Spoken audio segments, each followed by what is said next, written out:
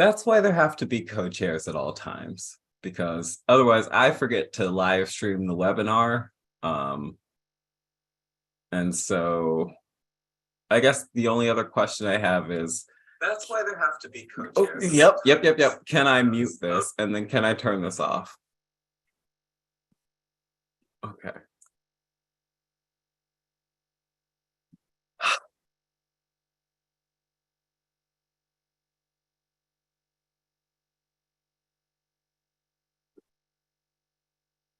Okay.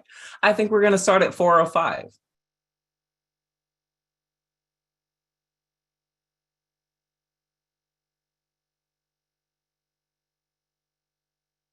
Oh, that feels like so much dead air to fill, particularly when someone is charged with like transcribing every piece of nonsense I say. So then I feel a certain urgency to keep the nonsense to a minimum, but I am who I am, so I can't.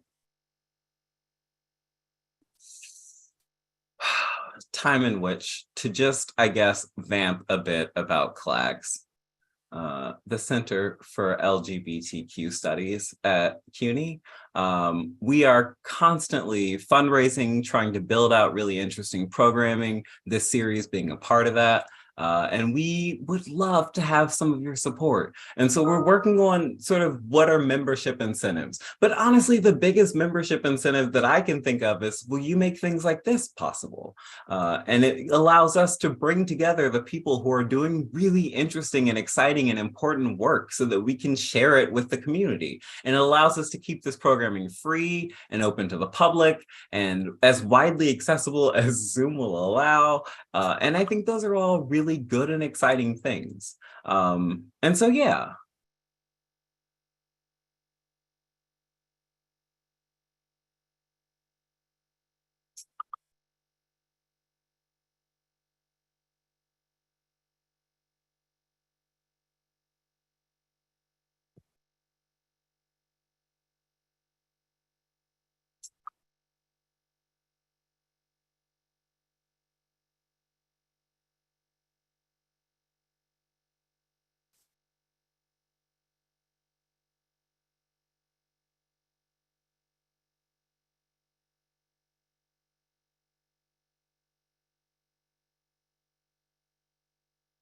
Laura is raising for me what might be a very important question germane to this talk in particular, infrastructure and disability, because it's sounding as though people in the webinar can't see the ASL interpreter. And I'm wondering if that's everyone's experience, and I don't know how best to gauge that, except to have you maybe throw a word into there are some hands going up. A lot of hands going up. All right. Right. I don't know, except to say I think that Zoom is built to follow who's talking, and I don't know what to do with that. Can I split screen? Let's just hit every goddamn button we've got. I see you now.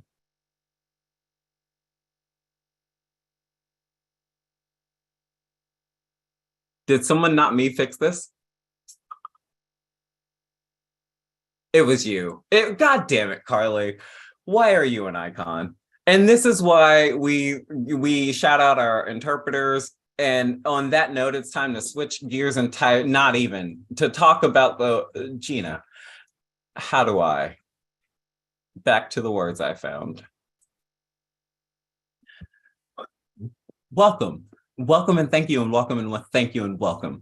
This is the second version of this thing we're experimenting with, this plane that we are like figuring out how to build in the air, and we will not crash because we have a dedicated team of incredibly thoughtful, brilliant people. And this month, I'm really excited to bring you Gina B. Kim. Gina B. Kim is an assistant professor of English and the study of women and gender at Smith College. She teaches and writes about critical disability studies, feminist and queer of color critique, and contemporary ethnic American literature. She's currently working on a book manuscript titled Dreaming of Infrastructure, Crip of Color Writing After the U.S. Welfare State, which brings disability analysis to bear on women and queer of color literature in the afterlife of 1996 U.S. welfare reform. Her work has appeared or is forthcoming in Signs, Social Text, Malus, American Quarterly, Disability Studies Quarterly, the South Atlantic Quarterly, and the Asian American Literary Review. When we sent out feels to get all the people who might have something interesting, important, urgent to say about queer of color studies, there was a real consensus around this particular name. And so I'm so excited to bring you the work, the thoughts, the just like incredible style of the one and only Gina B. Kim. Thank you so much, James. And hello, everyone. Thank you to everyone at the CUNY Grad Center who made my participation possible today. A special thanks for having the kind of quick pivot to Zoom. Full disclosure, I am currently ill with COVID and I'm Zooming from my quarantine room. I want to give a special shout out to James again, Laura Westengard, and Donna Huaman. So I'm going to go ahead and share my screen. I'm going to give a talk that's about 30 to 35 minutes long, and then we're going to take a 5-minute break and then reconvene. I hope that my screen sharing won't affect the pinning of the ASL interpretation, but just let me know if that's happening. So I'll go ahead and screen share. All right, present. Okay. So today I'm going to present an excerpt from my book manuscript, which, as James mentioned, is titled Dreaming of Infrastructure, Crip of Color Writing After the US Welfare State. So this book brings a disability lens to bear on women and queer of color literature in the afterlife of major US welfare reform, which passed in 1996. So in this book, I'm looking to writers like Octavia Butler, Karente Yamashita, Samuel Delaney, Aurora Levins Morales, and Leah Lakshmi Piepzna Samarasinha. And in looking at them, my book is examining how literary representations of infrastructure, so systems of sanitation, education, transportation, and healthcare, enable these writers to grapple with the disabling effects and ableist logics of state austerity measures and eviscerated social safety nets. The fourth chapter, which I'm presenting on today, focuses on the infrastructure of healthcare. In particular, it examines disability justice, life writing, and poetry that navigates the healthcare infrastructural landscape of the 2010s, from the debates preceding the passage of the 2010 Patient Protection and Affordable Care Act, also known as Obamacare, to the Trump administration's many chaotic attempts to further diminish state-supported healthcare. So I begin this chapter with a 2017 New York Times op-ed written by seasoned Asian American disability activist and icon Alice Wong, which opens with a bold declaration: I am a Medicaid welfare queen. In this essay titled My Medicaid, My Life, Wong confronts continuing attacks on Medicaid and any state-funded program that grants disabled and low-income people access to life-giving support. Invoking the memory of Linda Taylor, Ronald Reagan's mythical welfare queen, Wong's commentary is an experiment in time travel. It instantly traverses 40 years of state divestment from social safety nets and entitlement programs, linking Reagan's 1976 campaign strategy to Trump-era assaults on the Affordable Care Act. Present here, too, are echoes of welfare rights activist Johnny Tillman's 1972 Ms. Magazine essay, Welfare is a Woman's Issue, which begins, I'm a woman, I'm a Black woman, I'm a poor woman, I'm a fat woman, I'm a middle-aged woman, and I'm on welfare, end quote. Both Wong and Tillman's essays declare in no uncertain terms that freedom for low-income, racialized, and disabled communities comes from, not despite, the social safety net, and that for many, freedom might look like an unashamed embrace of dependency rather than the achievement of unfettered individualism. When Republicans talk about freedom and choice, Wong writes, they don't realize that Medicaid gives those very things to people with disabilities. In attaching the term Medicaid to the figure of the welfare queen, Wong's essay invokes the method and spirit of what I term a crip of color critique, in that it forges alliances between Black feminist and queer of color struggles against anti-welfare policy with struggles for disability liberation, to which access to public health care remains central. And I'd also like to make a kind of side note here that, as Sami Schock's new book, Black Disability Politics, points out, access to healthcare has also been a key part of Black freedom struggles. One key intervention in Wong's op-ed I'd like to highlight is her crip reframing of the concept of freedom itself, which is a concept that has been rarely inclusive of disability. In popular and even in leftist imaginaries, we are bound, bed-bound, housebound, wheelchair-bound.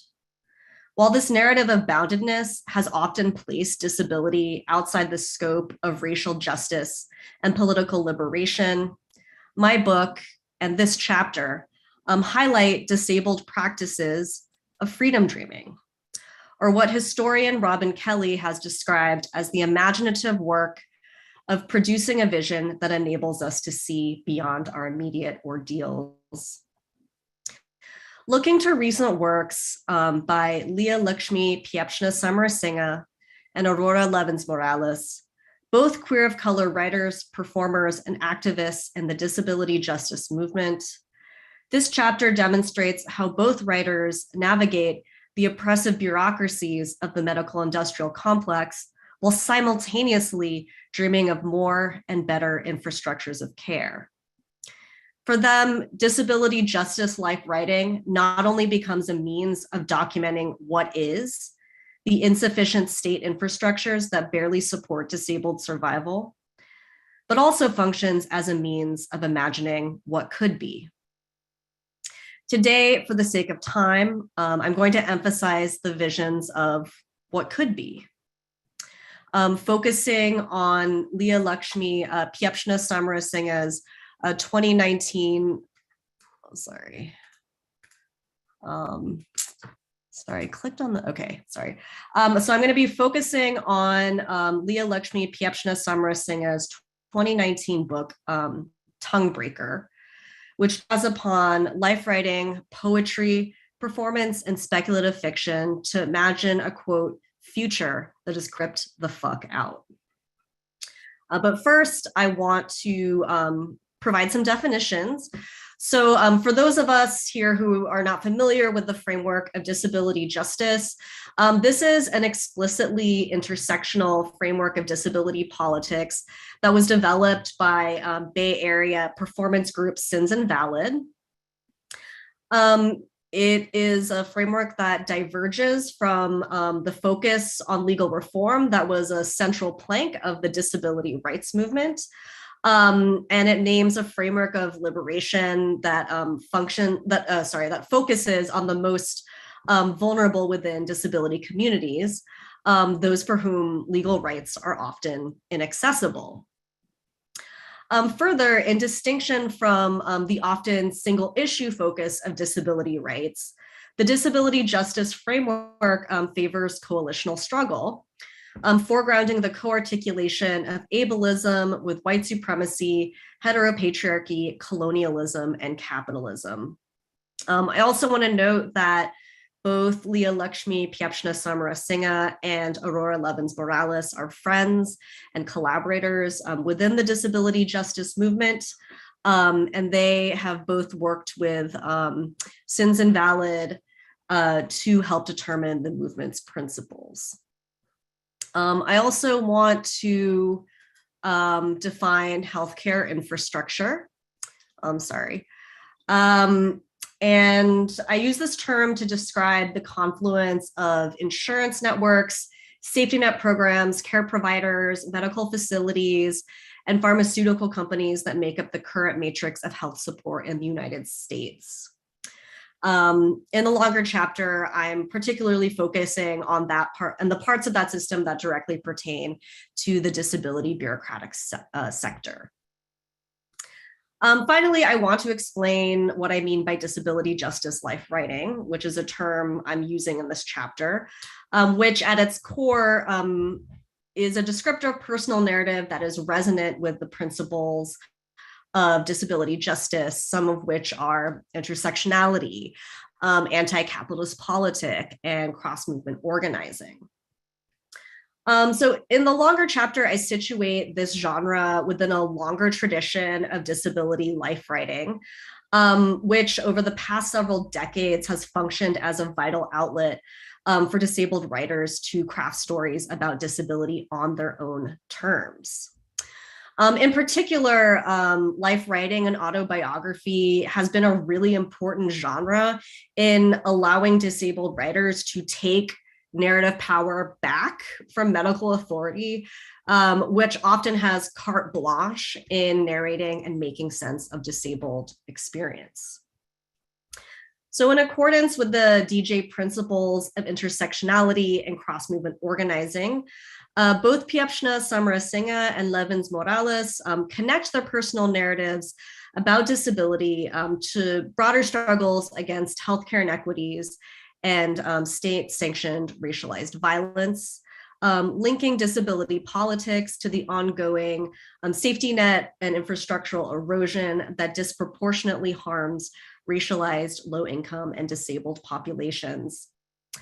Enacting a disabled practice of infrastructural freedom dreaming, Piepzna Samarasinghe in particular draws upon disability dream work in order to lift up the practice of disabled survival within and despite paltry healthcare options. So for instance, in the preface of Tonguebreaker, Piepzna Samarasinghe describes what they see as the purpose of their book. And they write, "This book is a magic spell about what it means to be surrounded by death and live on. Being surrounded by death and persisting is a disabled knowledge. It is a femme knowledge. It is a knowledge held in Black, Brown, and Indigenous bodies. The magic in this case is survival for those who are never meant to survive. And the spell is the labor of staying alive and documenting the evidence of that work." Toward this end, Tonguebreaker ends with a poem titled Litany, a response to Audre Lorde's A Litany for Survival, where Piepzna Samarasinghe states their intent to document.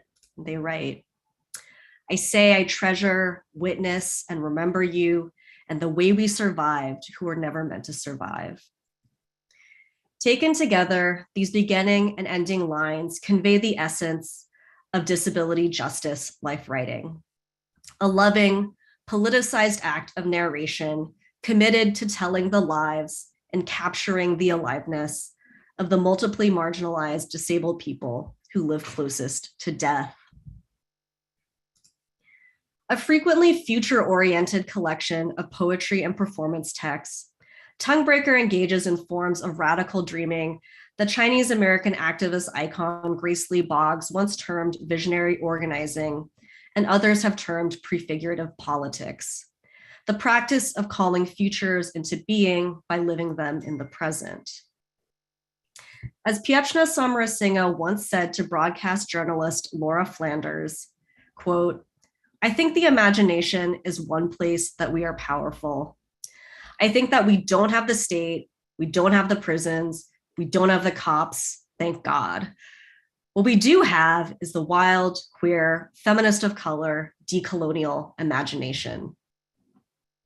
The preface to Tonguebreaker describes the brutal conditions under which Piepzna Samarasinghe had to call upon the queer, feminist of color, decolonial imagination to support themselves and others.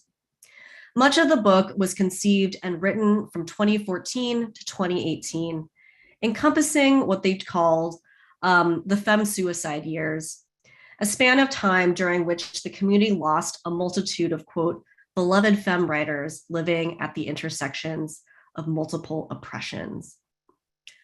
Tourette Davis, Bryn Kelly, Amanda Arkansassi Harris, and Jerica Bolin. Present too in this sensorium of death were the many horrific murders of, quote, Black people, trans women of color, Indigenous folks and brown folks, end quote, as well as the rise of the Trump administration in 2016. With the election of Trump, Piepzna Samarasinghe writes, things became even more apocalyptic. Things felt too much to bear, and then there was more to bear, and more, end quote.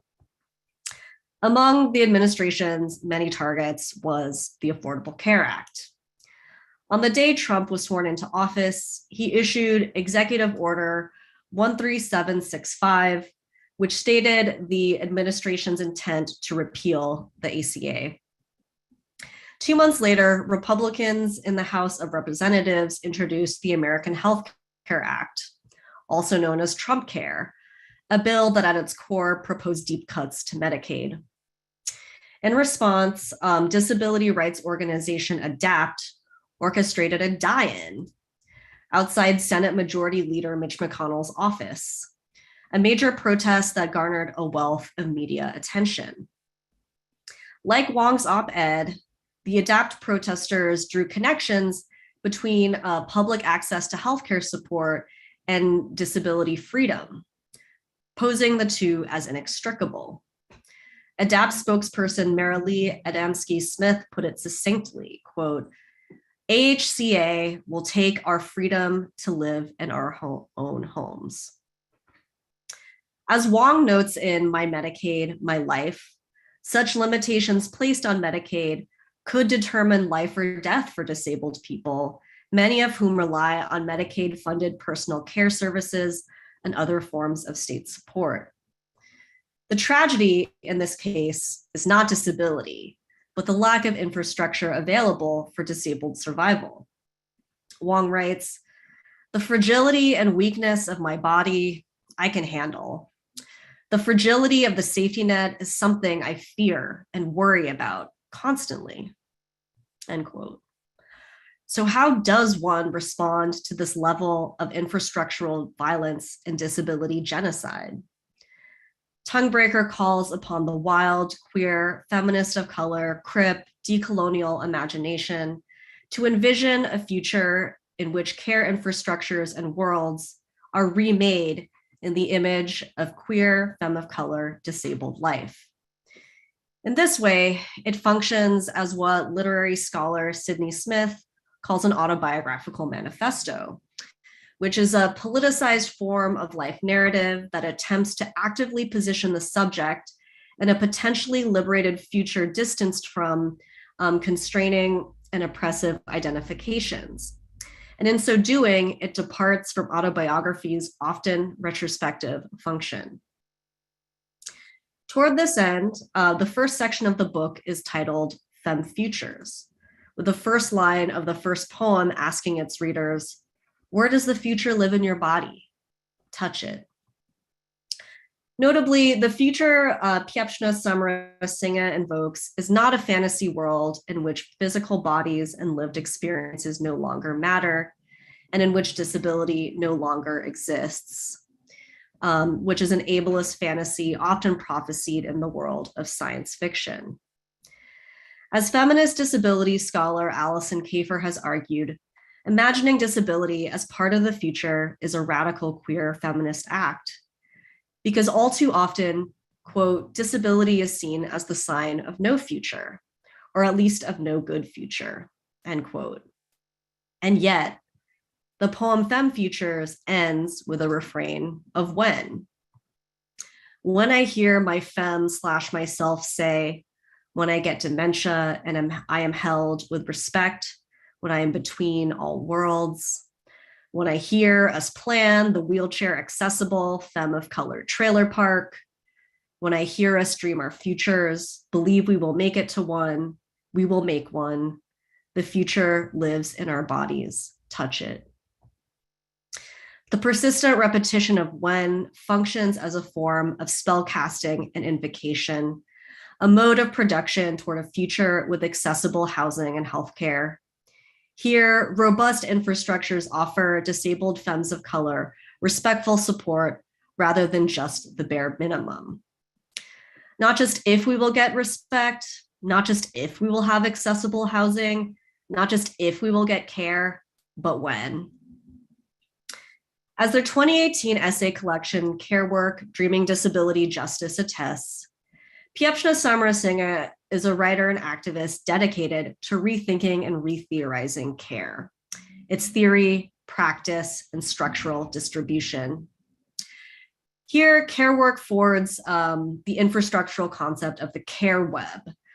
So this is a concept that describes the informal support networks that sick and disabled communities of color often create for each other in the context of infrastructural divestment.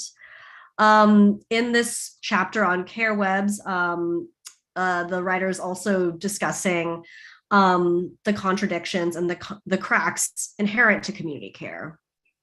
So both describing mutual aid networks of care as well as their limitations. So the care web, it makes space for a critique of the inadequacy of state care infrastructures, but is also acknowledging that community care is not always enough. And more to this point, in an end of year tweet cited in Piepzna Samarasinghe's most recent 2022 book, The Future is Disabled, the group Mask Oakland puts this dilemma of community care succinctly, and they write, every inspiring mutual aid project we know of is pretty burned out right now. Public health is like water and sewage infrastructure. It should not be left to unpaid mutual aid, end quote. And so as this tweet makes clear, the crisis of care that this book is dealing with, that we're navigating, is really complex and thorny, no easy answers.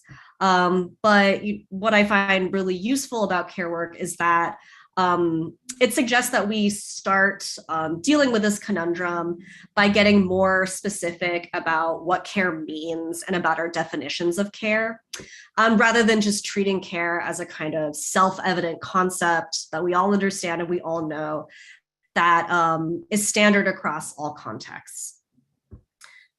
So care work argues that part of envisioning radical care infrastructures for disabled femmes of color entails a complete overhaul of the concept itself. So first things first, we must reclaim care from the conceptual clutches of the medical industrial complex, in which care all too often becomes synonymous with cure, or the restoration of a defective body to a mythic norm. We must reject top-down and paternalistic models of care that operate in support of the status quo and that extract labor disproportionately from racialized and immigrant women. So the book also contends with the political economy of care. So instead, we need to imagine care as possibly an equitably distributed set of practices that replenish rather than diminish disabled femmes of color, and a collective rather than individual responsibility that with it carries the possibility of joy. Above all, for Piepzna Samarasinghe, care means honoring the vulnerabilities and needs inherent to crip of color life, and seeing vulnerability not as a crime, but as the basis of building worlds in which everyone gets enough. Throughout Tonguebreaker, Piepzna Samarasinghe expresses their queer and crip longing for more resources, more support, quote, more care, more of the time, end quote. And this desire is queer, I argue, precisely because it interrupts present configurations of care to insist upon other, more just arrangements. This engine of queer desire, of asking for more and believing we deserve it, generates the narrative momentum propelling forward Piepzna Samarasinha's, quote, wild disability justice dreams, end quote. Following this, works such as Crypt Fairy Godmother, The Amethyst Room, and Litany employ the genres of ritual and prayer to present disability as not only worthy of care, but of sacred reverence. So key to Piepzna Samarasinha's infrastructural visions is a staunch insistence on the sacredness of Black and Brown crypt queer life and the necessity of building our worlds accordingly. As an example of what I mean by reverence, sacred reverence for disability, the poem Crypt Fairy Godmother calls upon the earthseed religion famously detailed in Octavia Butler's Parable series. Addressed to a baby crip or a person who has just become disabled, the poem casts this transformation of self in terms of divine rebirth and does so via Butler's Parable of the Sower. More specifically, it calls in the disabled brilliance of Butler's protagonist, Lauren Olamina, who has the fictional disability called hyperempathy syndrome, and who Piepzna Samarasinghe candidly refers to as, quote, that crip. Through Earthseed's parable of shaping change, Crypt Fairy Godmother makes the argument for disabled divinity. And this next part is a kind of rewriting of the main parable of the Earthseed religion. Shape God, you are God. Disability is adaptive, interconnected, tenacious, voracious, slutty, silent, raging, life-giving, end quote. Present here too is Enzitake Shange's 1975 Korea poem for colored girls who have considered suicide when the rainbow is enough, and the famous line uttered by the lady in red. I found God in myself, and I loved her fiercely, end quote. The baby crip in the poem thus becomes God through their rebirth into disabled embodiment. This is a moment of sacred genesis. In this way, this act of divine resurrection frames disability as connected to the pulse and the energy of creation, which M. Jackie Alexander has identified as the, quote, central understanding within an epistemology of the sacred, end quote. In becoming sick, then, one becomes recreated in the divine image of disability. Themes of divine rebirth are present also in the script for The Amethyst Room. So The Amethyst Room is a ritual prayer Piepzna Samarasinghe performed in 2012 with the queer and trans people of color collective Mangoes with Chili. And the script of this performance is reprinted in Tonguebreaker. And it begins, if chronic illness and disability have ritual, this bed is my altar, the place I circle and return to, the place I rest, the place I am dismembered and am reborn over and over again, end quote. Part of the Mangoes with Chili series, Reclaiming the Rights, the Amethyst Room proposes chronic illness as a QTPOC rite of passage, one specific to queer of color experience because it records the trauma in life accrued by the ancestors who survived so much. Chronic illness is thus one primary mode through which QTPOC histories, so often subject to erasure, endure across generations.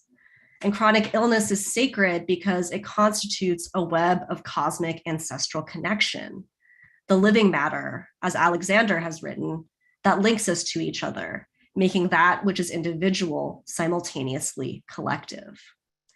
Let me know, Piepzna Samarasinghe asks her ancestors, that my pain is you reaching for me. Through the genre of ritual prayer, Tonguebreaker gives structure, form, and ceremony to the process of racialized disablement, identifying it as a somatic crucible of QT-POC legacies and one that should be recognized as such. In so doing, it highlights another informal infrastructure operating in service of Crip of Color survival, the wisdom, knowledge, and support of other disabled queers of color who came before us, whose, quote, sick bodies have smarts that non-disabled bodies don't have, end quote. In other words, if disability is sacred, if disability is divine, then we revere it by recognizing Crip of Color ancestry as itself a support structure and legacy, one that allows disabled queers of color to live as they are and not as they should be. Evidence of this support system is woven all throughout Tonguebreaker, which testifies to all the ways that disabled queers of color have held each other across and beyond the earthly plane. For instance, in addition to claiming themselves as a knowledgeable Crip elder and Crip fairy godmother, Piepzna Samarasinha underscores the radical disability lineage encapsulated in movement texts such as This Bridge Called My Back, claiming queer luminaries such as Audre Lorde, June Jordan, and Gloria Anzaldúa as part of their disability justice inheritance. The epistolary essay, A Requiem for Gloria, which I read as a response to Anzaldúa's epistolary essay, Speaking in Tongues, A Letter to Third World Women Writers, reimagines Anzaldúa's legacy as a support structure for Piepzna Samarasinha's own queer brown femme existence. Dear Gloria, they write, I listen for your echo. My life, like so many, stands in the outline of yours. Addressed to Anzaldúa's memory, the letter functions doubly as a prayer, declaring, I want healthcare that is free for everyone. I want a world where no one will ever have to raise money on the internet for an ultrasound, IV antibiotics, or a new wheelchair to replace the one stolen by another desperate Crip, end quote. Through its future-oriented divinations, Tonguebreaker thus enacts another element of disability justice life writing, in that it not only narrates the Crip femme of color lives that are and that were, but the lives that could and will be.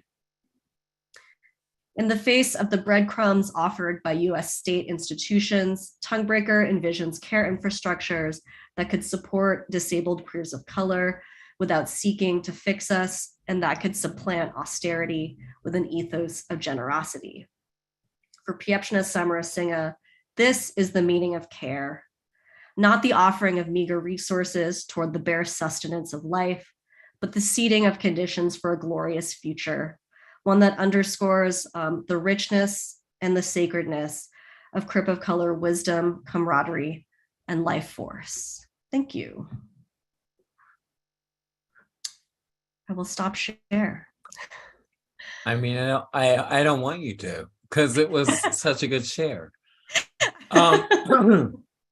All right, so I'm gonna open the floor to questions because that's what we're here for. And so if you have those questions, you should put them in the Q&A. I think the chat might be locked, so put them in the Q&A. And that'll be, I think, more productive as a place for us to have them and sort of filter them outward. And before everybody else gets to ask their question, I want to ask mine, which is the same one that we're putting to everybody, which is like, okay, so our big ask here was like, we are trying to map out this thing that definitely us, are calling queer of color, trans of color studies. And like, I guess the question that we get from everybody is, what the hell is that? And in what way is that useful? What does it mean? How does it show up in your work? And so I guess that's the question to you, is like, what is the queer of color, trans of color here? How does it show up? How is it useful to the work you're doing? Yes. Well, I think it's everything. I guess that's kind of a short answer. But a more detailed answer is, queer of color frameworks are at the core of the project. So of course, Kathy Cohen's theorization of the welfare queen is really central here, right?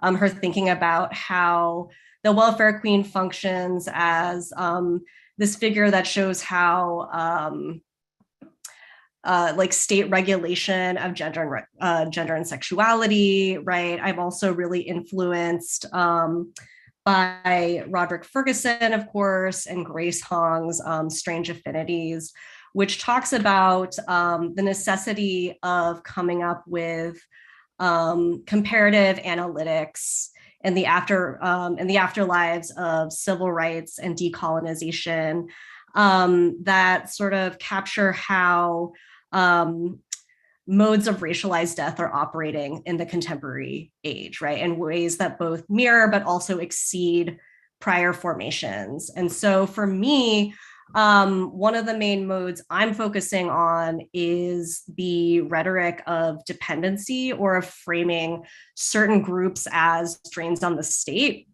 And so part of what I'm trying to do with Crip of Color critique is think about an alternate politics of solidarity through dependency, right? So, if you think about the boogeymen of welfare reform, we have the welfare queen, of course, we have the undocumented immigrant, right? We have the disabled non-worker, right? And they're all kind of cast as drains on the state as a kind of rhetorical device to justify austerity politics, to justify depriving folks of resources, right?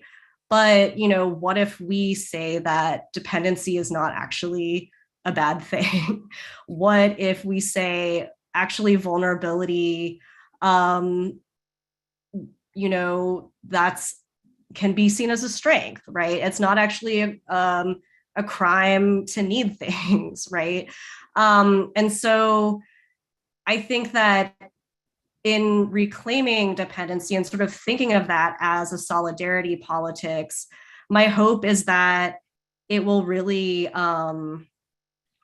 interrupt the logics of austerity that so turn on this idea that dependency is bad, needs are bad, we need to be independent people, right? I think that all the writers I'm looking at are really saying that this is false, right?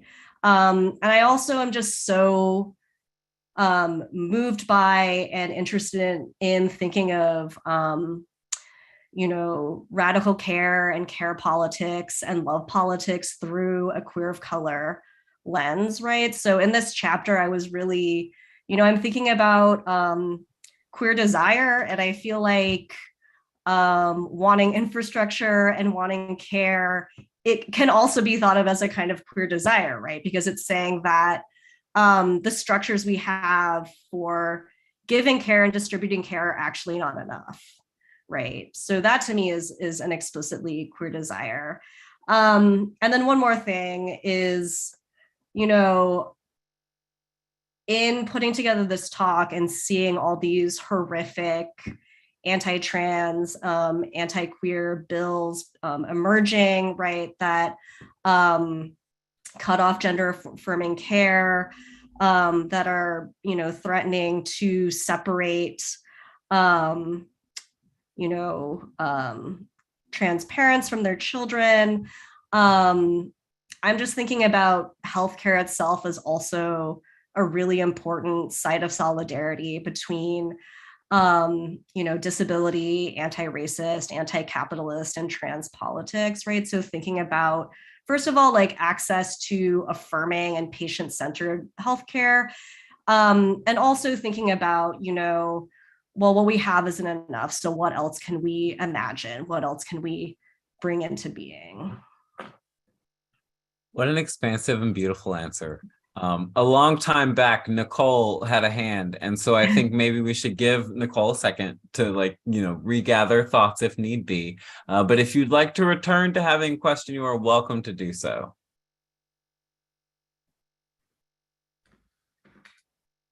Which I think is that button. Okay. James, do you want to read the questions out loud, or should I just go ahead and do that piece? Because I see yeah, do you do you.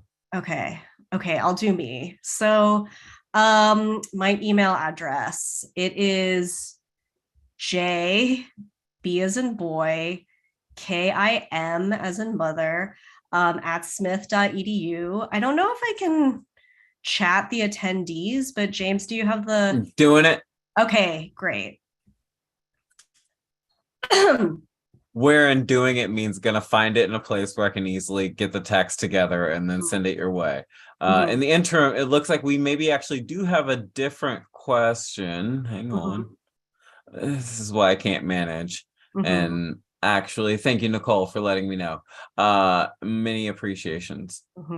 I see a couple of questions. Oh, sorry, go ahead.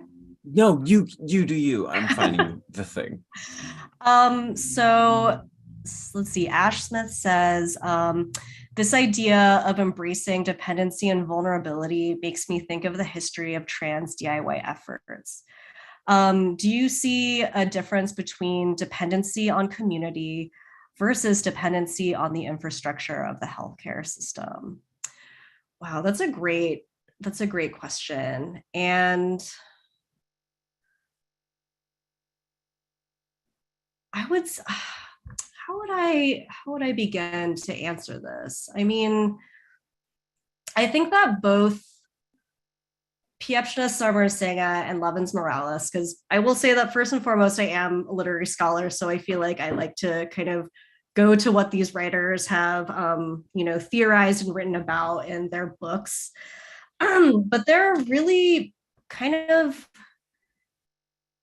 theorizing a conundrum of, the fact that disabled survival, as it stands in the world that we live in, often does rely on some extent state-funded healthcare systems, even as navigating the bureaucracy of those systems is so purposely inefficient.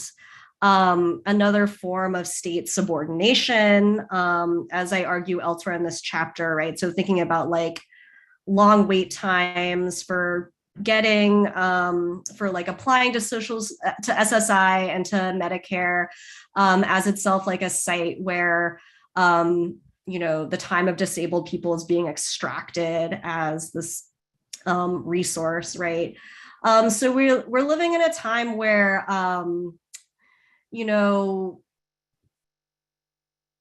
it seems like we need it all, if that makes sense. I think that, what Piepzna Samarasinha is saying is, they have this quote that's just like really succinct. And, they're quoting their friend Dory Midnight, where they're saying, more care, more of the time. We need it all, right? We need community mutual aid. We need, robust infrastructures, even though we also can't rely on the state to take care of us, right? We need it all. We need all of these systems. And I think that there's just a broader sort of kind of acknowledgement of the dependency on care systems, period, right? So I don't know if would I distinguish between the two? The dependency on the infrastructure of the healthcare system, I feel like from all of these pieces of life writing that I'm analyzing, it's a brutal, right? It's a brutal relationship, right? So again, disabled survival often relies on care infrastructure, and yet these infrastructures are purposely hard to navigate. And so I do think that the dependency on state healthcare is a kind of enactment or one site of state or infrastructural violence, right? Whereas, of course, the dependency on community care is not that, right? It is often an attempt to envision care beyond the systems that already exist, right? But yeah, so I think that I think that both of these texts that I write about are really like grappling with this incredible conundrum of infrastructural violence. And the answer, from what I can tell, seems to be abundance and generosity, right? That we just need more care, period. So yeah. I mean, do you want to take the question yourself, or would you like me to read it to you? We have another question in the chat, which I'm happy to read. Okay, yes. I actually see one that, so there's two questions. And sorry, my group chat is kind of popping off here. I don't know if you can hear all the dings, but I love this for us. So I actually wanted to start with the question about dismantling the institution of heteronormative monogamous marriage plays into the goals of disability justice, because I am actually working on an essay that is about cripping the wife, right? And thinking about the paradoxical relationship that disability has to the institution of heterosexual marriage, right? And I'm also grappling with my own healthcare insurance, trying to add a domestic partner to my healthcare insurance, but my institution won't allow me to do that unless we're married, right? And so I think that, just thinking about the ludicrosity, I don't know if that's a word, of, tying. It is now. Yeah, tying healthcare to employment and marriage, right? I think that becomes really clear when we put a disability lens to it, right? Like, why should our ability to survive be contingent on whether or not we're like working or straight married or gay married, for that matter? I'm also really compelled by Caleb Luna's essay, Romantic Love is Killing Us, which one of the things I take away from that is how like heterosexual monogamous marriage serves as this kind of like emergency safety net for caregiving and caretaking, absent an actual robust infrastructure of healthcare, and how the wife kind of functions as this default, right, site of caregiving, because we live in a culture where we don't have care resources, basically, right? And so I think that absolutely dismantling heterosexual monogamous marriage is also really key to this, and also really disentangling the assumptions we have about caregiving and caretaking from the institution of romantic love. Yeah. Do you want to keep going? Keep going. You're nailing this. Yeah, well, do you have any, James? Well, because no, I think there's another one, right? So further down, Frankie has a question that's, Gina, thank you for your incredibly insightful work and presentation. I'd like to email you if that's okay. I'm a disabled grad student working on these themes. My question, besides contemporary theorists, activists, writers you've mentioned, I'm wondering if philosophies of relationality and interdependence have been crucial to your critical framework, and how? Thinking of Fred Moten, Ed Manning, Glissant, Merleau-Ponty, and other continental philosophers. Again, thank you so much for your work and gratitude. And that's from Francesca Lisette. Yes, thank you, Francesca Lisette. So the short answer is yes, definitely. So I feel like, Merleau-Ponty and phenomenology and sort of joining the flesh of the eye with the flesh of the world was one of the starting points I think I began with when I started thinking about the kind of literary recuperation of dependency through theories of interdependency, right? And theories of interdependency are everywhere, as this great question points out. Some of the people I turn to think about this are actually Audre Lorde's The Master's Tools Will Never Dismantle the Master's House has this incredible definition of interdependence where she like really demands specificity with like what she means by interdependence, right? And she says mutual non-dominant interdependence between women. And she, you know, frames this as the way to liberation, right? And she actually distinguishes it from what does she say? So this is like a paper that's given at a conference, and she's like calling out these white feminist academics and the audience, and she's like, who are the, you know, third world women and women of color who are cleaning your houses, right? That who are doing the kind of domestic and care work that is allowing you to participate in this conference right now, right? So, I mean, one might also think of that relation as a form of interdependence, and yet, right, it's not mutual and non-dominant, right? So I turned to that essay to kind of describe or further put a finer point on the kind of interdependence I'm really thinking through and with here. Eli Clare's Brilliant Imperfection is another really key site. Another really important person to think about queer and trans disability life writing, as I'm sure many in the audience know. I also draw from Mia Mingus's blog, Leaving Evidence, and her own theorizations of interdependence. But yeah, I mean, I'm sure that I could also turn to these philosophers, and I think, you know, as the book goes through revision stages and sort of trying to beef up or enrich the citations, these will be incredible resources for me. Yeah.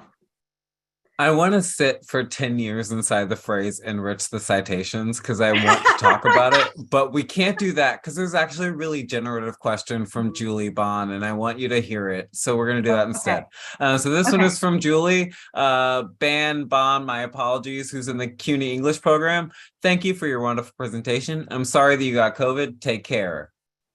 Thank you. First, I would love to hear more about how you selected your poems for your chapter. I was surprised by the term care. I was surprised by how the term care was very specific in your presentation, as well as in the poems you selected. My translator friends and I recently translated Roxana Bennett's The Trick into Korean and published on an e-zine, but we spent quite a time to search disability crypt poems. Second, may I ask why you chose the genre poetry for your chapter? Okay, great. So I can answer that. Let's see how I selected poems. Well, so I am definitely, I think I've read most of the things that Leah Lakshmi Pyapshna Samarasinghe has written. And the poems I selected for this chapter were specifically all from Tonguebreaker, right? So I sort of like limited it in that way. But I mean, I think that I also was interested in poems, which I think their poems are also, many of them are simultaneously a bit autobiographical and personal narrative oriented. So there's some, you know, genre cross-pollination there. But, you know, one of the reasons I'm so interested in this writer, activist, and theorist, who I think is one of the most important disability theorists of our time, I'll just say it, is because I think that Pyapshna Samarasinghe is doing some really key and interesting ideological and theoretical reframes of the term care, which I think is really vital right now because, you know, of course, it makes sense. Care is back in the lexicon. I'm not sure if it ever left, but I feel like, you know, care as a keyword is really vibrant and alive and circulating at the moment. And I think that, you know, what Pyapshna Samarasinghe is saying is that we actually what I get is that we actually have to be really specific about what we mean by care and how we define it, because disability scholars and activists have written about how care has been used as a rhetorical device to justify, the incarceration and the subordination of disabled people and people of color, right? There were calls for care not cops, social workers not cops, right? And I think that, in this moment, the disability intervention is really key here, because, care, again, is not a kind of self-evident term. It's not something that we can all agree on what it means, right? So it's not something that's standard across all contexts. And so, I think they're really using poetry to re-envision the horizon of care, what it looks like, right? So it should be a collective responsibility, right? It can be a source of community building. Care webs, they say, are directed and run by the disabled people at the center of them, right? Listen to people and let them tell you what kind of care they need. Right. So I think that, one of my metrics for choosing the poems was thinking about, okay, this chapter is about healthcare infrastructure. I think these writers are responding to infrastructural violence, which I think I saw a question about that as well. So, what are the poems that are proposing different arrangements of and definitions of care, and what are those definitions and arrangements, right? And I'm a literary scholar at heart, and I am, because I really do, this is corny, but I do believe in the radical imagination. I do really believe in thinking about, in turning to literature to envision other worlds, to inhabit other worlds, right? And I think that is one powerful, I think poetry is a thing that I turn to, right? That many people turn to in times of crisis. Because I think that, yeah, it just creates new horizons. And so, yeah, that's one of the many reasons I turn to poetry and literature to make these arguments, because I think that the violence of welfare reform is not just about policy, it's also about ideology and narrative, right? And it requires narrative intervention. And I think that these writers are doing that. The floor remains as open as it ever was for questions. And I think we probably have room and space and time for, let's say, 2 more. And so I'm going to pause for like 10 seconds. I'm going to let you guys throw questions out there, because I have one that's selfish. And if nobody has a better one, then I want to ask mine. But if somebody has a more interesting question, then you do you. So let's just like pause in solidarity, and we will think about, I guess, always Palestine. And that, or wherever. And if I'm not able to answer a question, or if something comes up later, my email is again jbkim@smith.edu. I think it went into the chat, but I'm bad at this, so we'll see. Okay, seeing an actual question from someone who's just telling you that they've emailed you and that they're excited to hear back. And so I'm going to dive into my selfish thing, which is, okay, so person who loves books to person who loves books. Yes. Why in God's name are books the medium to make this argument? Like, I get it. I hear it. Poetry, reworlding. Like, I'm with you. But also, like, people are dying. Like, where the urgency? Yes. Yeah, people are dying. People are dying. Is this a question you also get, James, out of curiosity? No, does it sound like it? No, but is it just like I mean, I think it is honestly, yeah, a question that we do have to answer ourselves, right? As um people who love books, who are also invested in revolution and social justice. And for me, I think survival means a lot of things, right? I mean, I think, of course, material survival is key. You know, we have to make sure that people have food and housing and healthcare and education, and all of those resources just so that the body and the mind can survive, right? Um, but I think that there's a form of survival and persistence that, at least for me, can only be accessed through art, right? Like, how do I get the energy to wake up and continue on, right? How do I find my people, right? How do I build communities? I mean, I feel like communities build around poems, right? People come together, and I feel like books are, yeah, like, I think they are infrastructure, right? They are helping bring people together, um, to discuss these questions, and to also know that there are people in the world who care about um, joy and beauty and survival, and who believe that we should exist, right? And so for me, you know, I think survival is about sustaining the physical body, of course.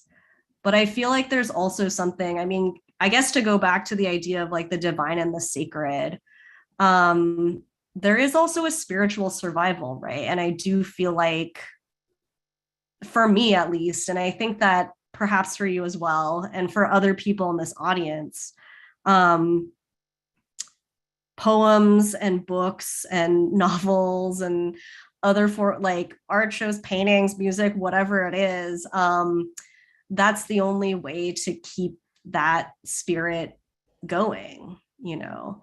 And I mean, one of the reasons I do this work and one of the reasons I teach is because I want to share with other people the little like lifeboats, right, that I really needed when I was a younger person, or that I need now, honestly, because I still need this stuff, right?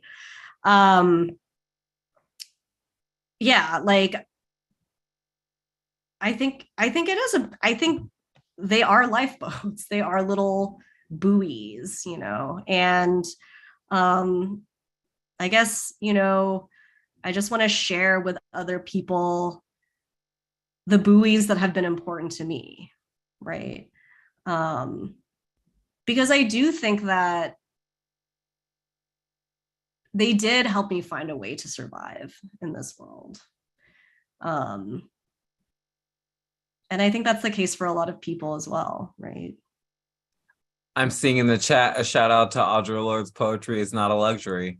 And I Yes. just want everybody to take 5 seconds and, Audre Lorde's poetry is not a luxury, because indeed, I mean, I want to leave space if anyone has a question they urgently want Dr. Kim to answer.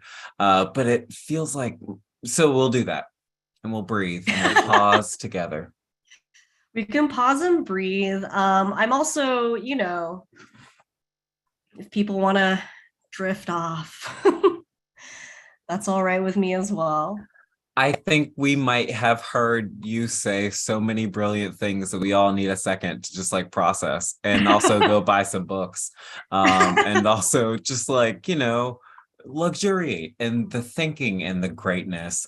And so I think it's a good place for us to call it and to say, This felt good. This felt great. It felt good and great. And it felt possible for, can I maybe get Mark to turn a camera on? Because I really want to stress that this was only possible because, like, also on top of the brilliance that was Gina Kim, the ASL interpreters have been like not just ASL interpreters but also tech support, and they showed up in the clutch and they did what needed to be done. And so, like, wherever you are, please take a second and just shout them out because my God. I love this series. I Mhm. love the things this series has allowed me to learn. I love the people this series has allowed me to meet. I'm so wildly thrilled to do this again on April 9th with Nick Flores, who is just a joy to think with and to know. I can't say enough good things about how grateful we are to Gina B. Kim and every second of the thinking. And when the book comes out, you'll hear from us at Clags, because you, of course, will have gone to clags.org. Well, you will have signed up and registered so that you'll receive our emails. So you'll know about the future queer of color, trans of color conversations. And if you want to access this recording in the future, it's going to live on our YouTube channel. And if you ever feel like you've got some extra dollars and you want to see this kind of magic in the world, we wouldn't hate having them. But there's a lot of great causes to support. And so please do find the world and share it the way that the people here have. And I'm so grateful to you for what you've given us. Thank you so very much. Thank you. Thank you so much. This was such a joy and a pleasure. Oh, Yeah. it felt it. I've loved it. Yeah. I've loved it. I've loved all of us. Thank us for being here. I will see us next month. Bye, everyone. Thank you.